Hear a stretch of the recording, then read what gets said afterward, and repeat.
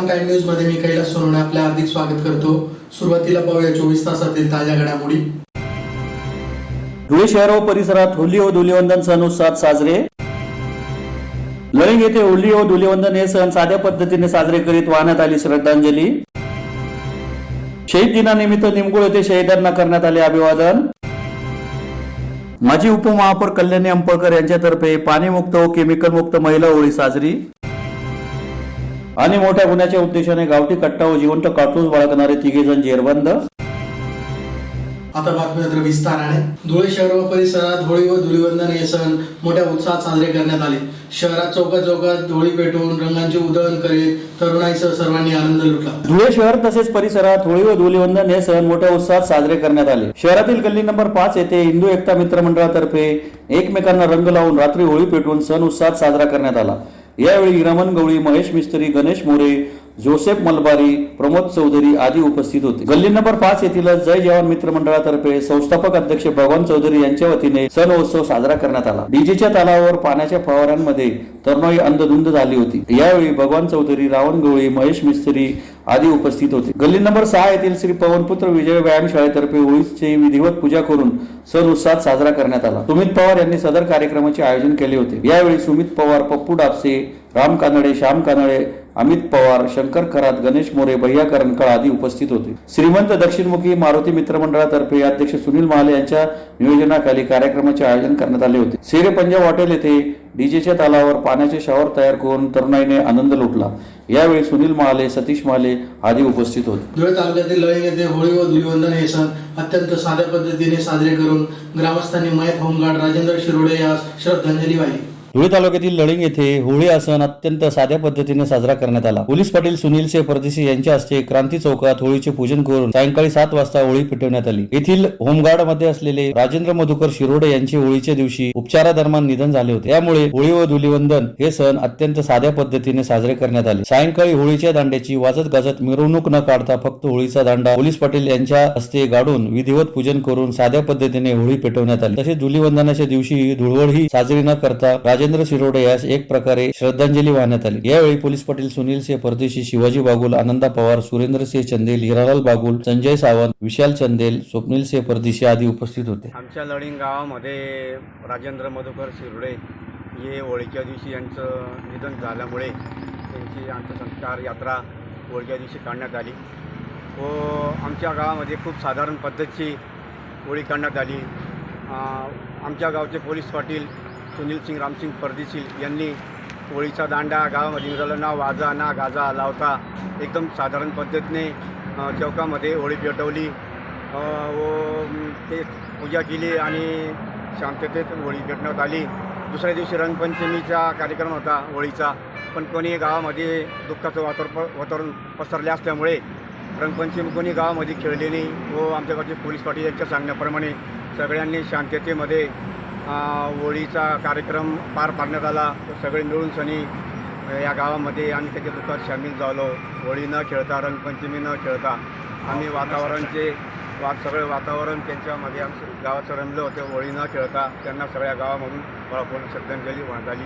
धुळे तालुक्यातील निमगुळ येथे शहीद दिनानिमित्त क्रांतिकारी भगतसिंग सुखदेव राजगुरू यांना अभिवादन करीत शहीद दिनाप्रित्यर्थ देहदान व अवयवदान मोहीम राबविण्याचा ग्रामस्थांनी संकल्प केला। धुळे तालुक्यातील निमगुळ येथे 23 मार्च शहीद दिनानिमित्त अभिवादनाचा कार्यक्रम संपन्न झाला। यावेळी निमगुळ ग्रामस्थांनी देहदान व अवयवदान मोहीम राबविण्याचा संकल्प करीत श्रद्धांजली अर्पण केली। क्रांतिकारी भगतसिंग यांच्या प्रतिमेचे पूजन करून अभिवादन करण्यात आले। शहीद दिनानिमित्त दिलीप खिवसरा यांनी स्वातंत्र्यवीरांच्या कार्याबाबत माहिती देत उजाळा दिला। शहीद दिनानिमित्त शहीदांना श्रद्धांजली म्हणून अवयवदान व देहदानाचा संकल्प ग्रामस्थांनी केला। यावेळी दिलीप खिवसरा, नवनीत मोरे, रामकृष्ण मोरे, युवराज सोनवणे, अर्जुन सोनवणे, पांडुरंग खैरनार, प्रकाश पाटील, शालिक चव्हाण, सुभाष पाटील, योगेश मोरे, विजय मराठे, शांताराम सोनवणे, शोएब शेख, एकनाथ महाजन आदी उपस्थित होते। नमस्कार। 23 मार्च शहीद दिवस या दिवसाचे औचित्य साधून निमगुळ ग्रामस्थांनी देहदान अवयदान ही मोहीम राबवण्याचा केला संकल्प।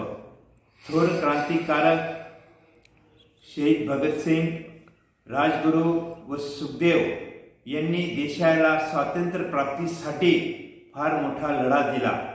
ब्रिटिशांनी त्यांना 1931 रोजी एक फासावर नेले आणि ते हसतमुखाने फासावर गेले आणि त्यांच्यामध्ये एक एक तारुण्य एक होतं, एक जज्बा होता आणि तसेच ते युवकांचे एक आदरस्थान होते. परंतु एक काही वेळेला थोर क्रांतिकारक शहीद भगतसिंग हे हिंसात्मक आंदोलन करणारे एक युवक होते. ही प्रतिमा दूर करण्याची गरज आहे. ते एक ध्येयवादी किंवा दूरदृष्टी असणारा, हीवादी एक असणारा तरुण होता.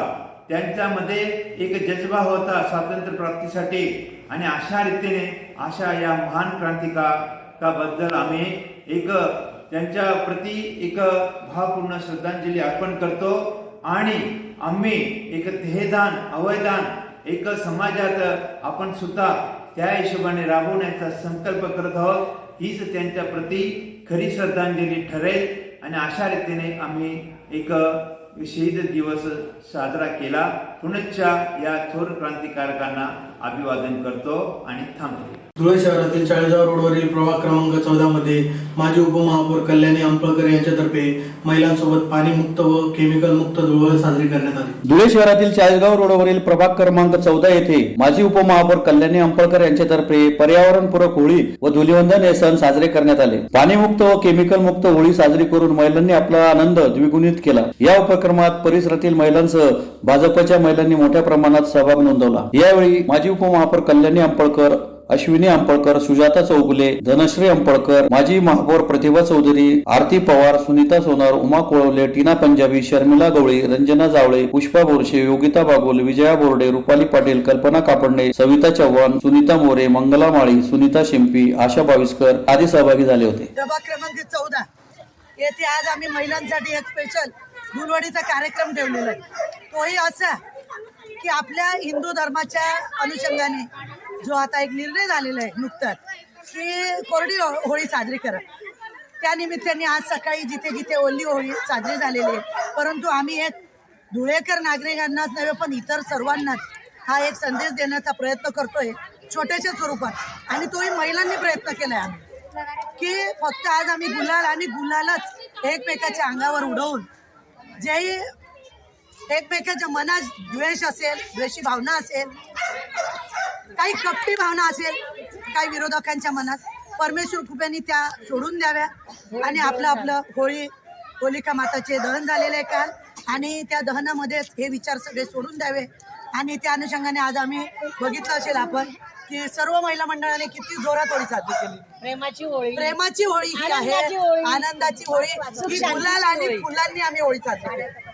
आणि त्यामध्ये माझ्या परिसरातील इतर सर्व महिला, माझ्या मैत्रिणी, माझ्या बीजेपीच्या मैत्रिणी, माझ्या इतरही मैत्रिणी सर्व या होळीमध्ये साजरा झालेल्या आहे. कारण की होळी ही फक्त कुठल्या एका पक्षाची नव्हे तर सर्व मिळून करण्यात येत असते. त्यांना एवढाच संदेश देऊ इच्छिते मी, तुमच्या मनात काही असेलही तरी हे कालच्या होळीला दहन झालं असं समजून इथून पुढे सुविचार घेऊन आपल्या पुढे चालावे. धन्यवाद.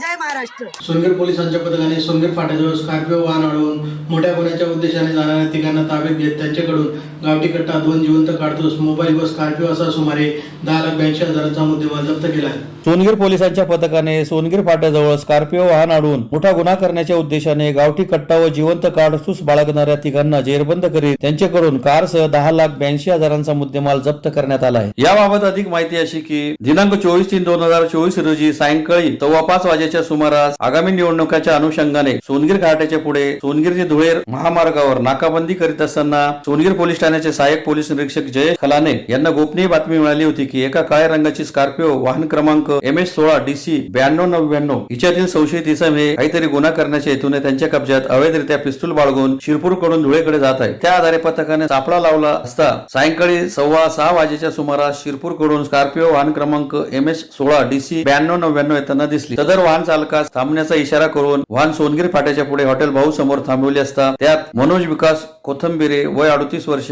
महेश बाळासाहेब दारकुंडे वय 24 वर्ष, नितीन प्रभाकर चव्हाण वय 33 वर्ष सर्व राहणार जेऊर तालुका जिल्हा अहमदनगर या तिघांची पथकाने अंगझडती घेण्याचा प्रयत्न केला असता त्यांनी त्यास नकार दिला. त्यामुळे कारची तपासणी केली असता चालकाच्या सीटाखाली एक अवैध हत्यार गावठी कट्टा मिळून आले. तसेच त्यांच्या अंग झडती 40,000 रुपये किमतीचा गावठी बनवटीचा पिस्तूल, 2 जिवंत काडतुसे, 10 लाखांची काळ्या रंगाची स्कॉर्पिओ कार तसेच 40,000 रुपये किमतीचे 3 अँड्रॉइड मोबाईल मिळून आले. पोलिसांनी पथकाने 10,82,000 रुपयांचा मुद्देमाल जप्त केला आहे. तिघांना ताब्यात घेण्यात आले. यातील संशयित मनोज विकास कोथिंबिरे याच्या विरुद्ध अहमदनगर कोतवाली, अहमदनगर तोफखाना तसेच अहमदनगर एमआयडीसी पोलीस ठाण्यात विविध कलमान्वये गुन्हे दाखल आहेत. तसेच महेश दारकोंडे याच्या विरुद्ध नेवासा पोलीस ठाणे व एमआयडीसी पोलीस ठाणे येथे 2 गुन्हे दाखल आहेत. सदरची कारवाई जिल्हा पोलीस अधीक्षक श्रीकांत दिवरे, अप्पर पोलीस अधीक्षक किशोर काळे, उपविभागीय पोलीस अधिकारी साजन सोनवणे यांच्या मार्गदर्शनाखाली सहाय्यक पोलीस निरीक्षक जयेश खलाने, पोलीस उपनिरीक्षक सुखदेव धरम, पोलीस उपनिरीक्षक रवींद्र महाले, नितीन जाधव, अमरीश सानप, कमलेश महाले, दीपक पाटील, महेश ठाकूर आदींनी केली. सोनगिर पोलिसांचे प्रभारी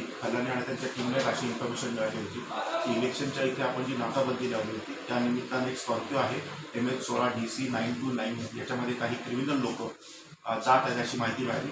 त्या व्हेकलला इंटरव्ह्यू केला असता 3 आरोपी आपल्याला मिळालेले आहेत. त्यांची नावं आहेत मनोज विकास कोथिंबिरे, याच्यावर ऑलरेडी नगर जिल्ह्यामध्ये कोतवाली तोफखाना आणि MIDC आर्म्स ॲक्टचे 3 गुन्हे दाखल आहेत. पिस्टल बाळगल्या प्रकरणी ऑलरेडी 3 गुन्हे दाखल आहे. हा 4था गुन्हा आहे.